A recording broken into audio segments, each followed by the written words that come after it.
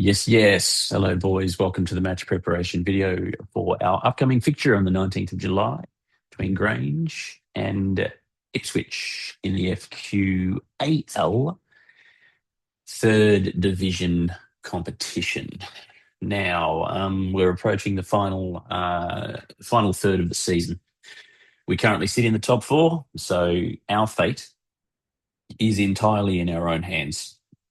This begins with what is actually an important match for us. We're coming off the back of a couple of defeats. We have a match against Lions at home this week. So it's important that we get the job done and come away with some points just to make sure that we reaffirm our place in the top four. In terms of our goal, in keeping with the training focus, which was retention, what we want to do is retain the ball across multiple phases. If you can retain the ball, you can control the game, and then you can manipulate the opposition and create opportunities. This is where we come into challenge one. So the challenge is, can we control the ball, retain the ball, advance the ball? And then when we create an opportunity, can we finish early? Not to rush it, but create the opportunity and then take the opportunity, because that's one of the benefits of getting a weight of possession. Challenge two is the continued development of our press.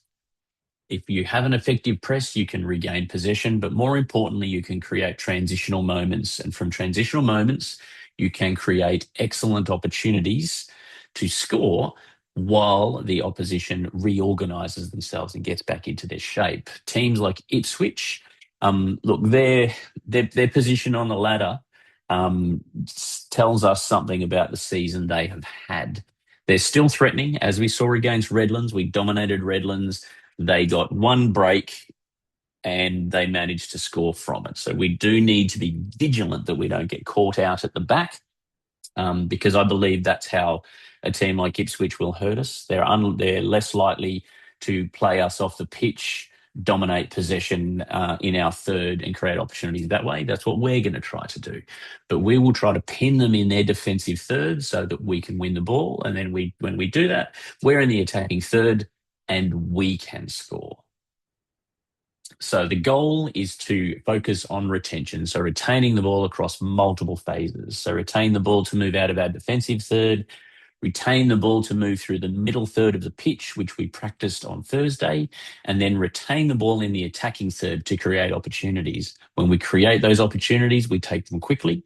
And when we are out of possession, we focus on having an aggressive press to win the ball back and create transitional moments. That is the game plan for Ipswich this week. If we look at Ipswich, I haven't really zeroed in on a lot of their specific players. They do have a couple of African boys who are relatively quick, although I would note that when we last played them, Zaki was well below his best. And one of their African boys, or boys of African heritage, I'm not sure what the politically correct way to say that is these days, who has quite a lot of pace and is quite good on the ball, he had a bit of a field day before we made a change.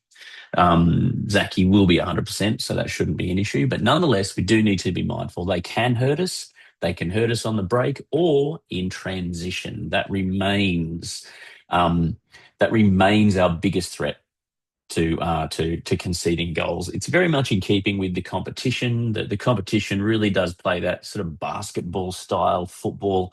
God, I was watching the Grange first team last night, and it's the same there. Like, there's very little respect for possession or build-up. It's just kind of basketball one end to the other, which is probably reflective of a level of skill that doesn't have the ability to read the game in that fashion and build possession and figure teams out. It's just sort of gotta go, gotta score, gotta do it now.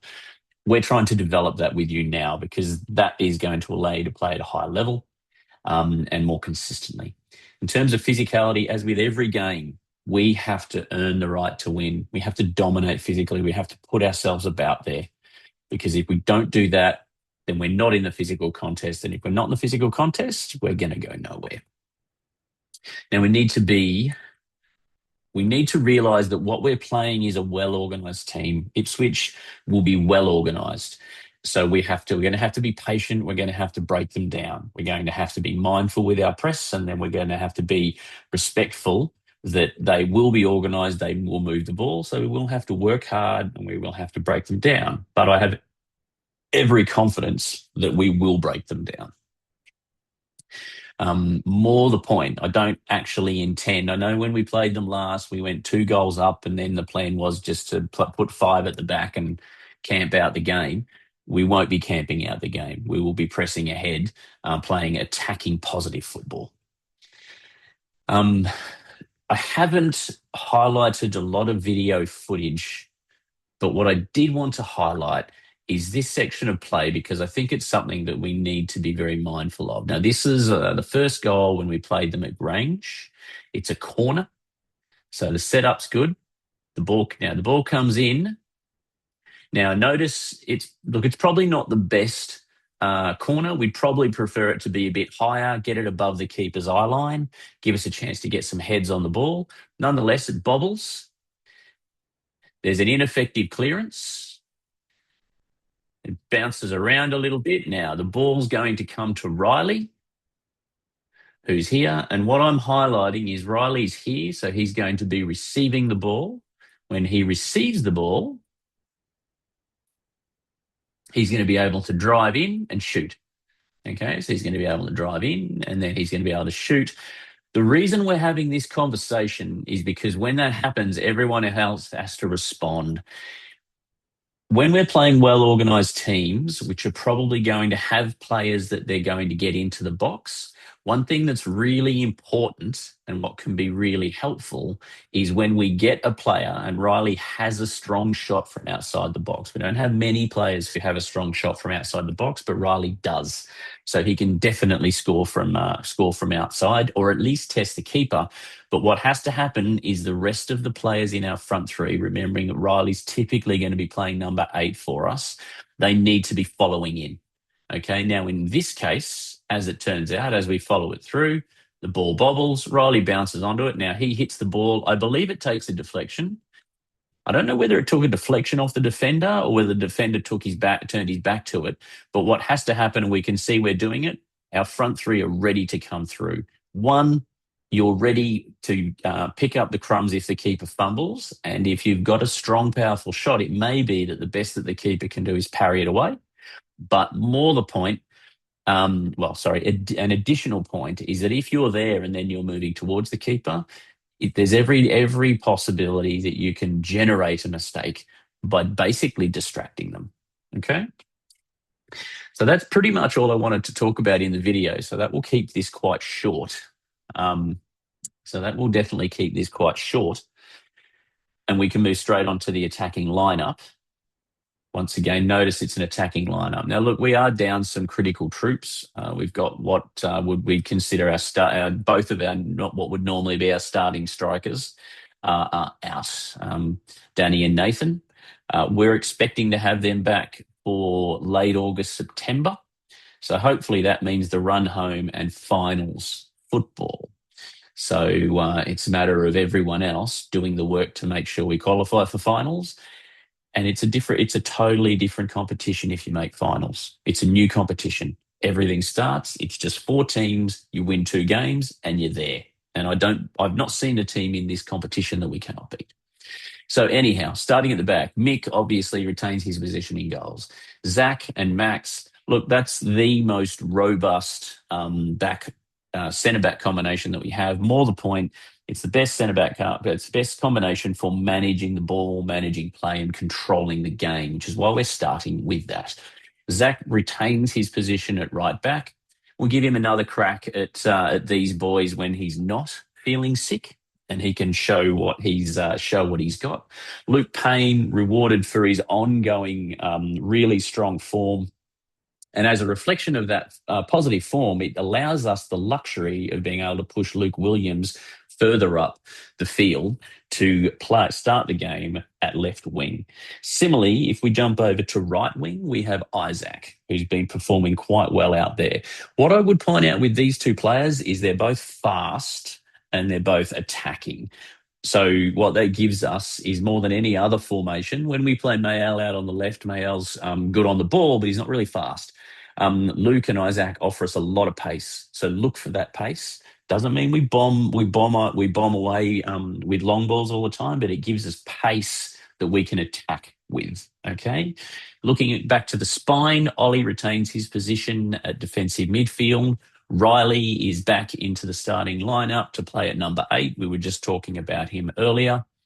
Benji at number 10, been working his ass off, Benji, and really holding us together up front. And Mael will lead the line at striker. So the thought process being we get Mael a little closer to goal. Mael's going to tend to want to dribble by his nature. He tends to want to dribble. So if we can isolate him with defenders, he can either beat defenders and attack goal, or he can attract defenders, create space, and then we have pace around him in terms of Luke and Isaac, and we've also got some guile in terms of Benji. And then even further back, we've got Riley, who can generate a shot from outside the box. So I think that's quite a strong attacking lineup. We do also have options off the bench. So Luca obviously gives us options on the right-hand side and perhaps at striker, depending on how the game unfolds. Major, one of the things that you'll be looking at making a contribution either at centre back, where we push Max further up the pitch, depending on the match state, to give us more physicality in the middle of the pitch and ball playing in the middle of the pitch.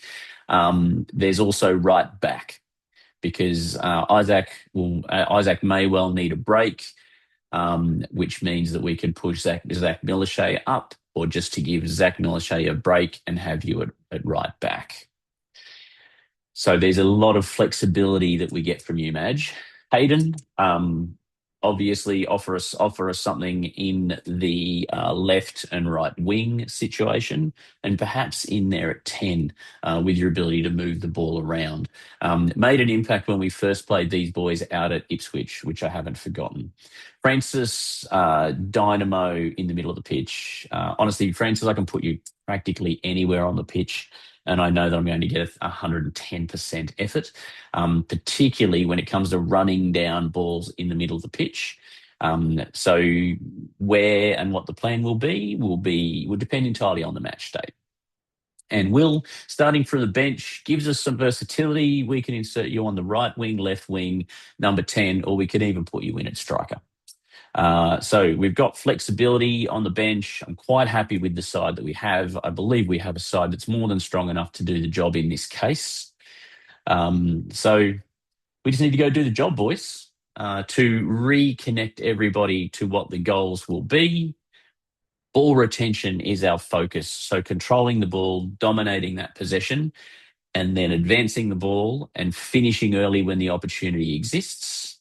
And then when we're off possession, particularly in their defensive third, we want to dominate them and win the ball back to create transitional opportunities using our aggressive press. That's it, boys. I will look forward to seeing you tomorrow out at Ipswich. Make sure you get a good sleep, because the final stretch of this season begins tomorrow.